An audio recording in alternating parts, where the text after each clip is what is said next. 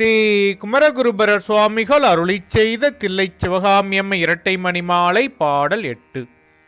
முருந்தடர்ந்து ஆற முகிழ்த்த புன்மூரல் முதல்வி கயல் பொருந்தடங் கண்பிழிக்கும் புலியூரர் பொன்மார்பின் மற்றுன் பெருந்தடங் கொங்கை குறியிட்டவா கண்டு அப்பிஞகனார்க்கு உன் கருந்தடங்கண்ணும் குறியிட்ட போலும் கரை கண்டமே.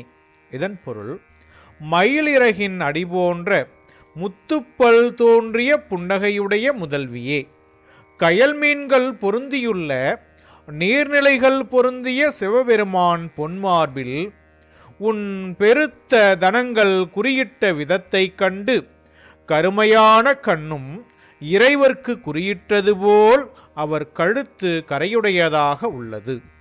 அம்மையின் தனங்கள் இறைவன் மார்பில் வடு ஏற்படுத்தியதை பார்த்த கண் தானும் இறைவர் கழுத்தில் கரையை உண்டாக்கியுள்ளதாக குறிப்பிடுகின்றார்.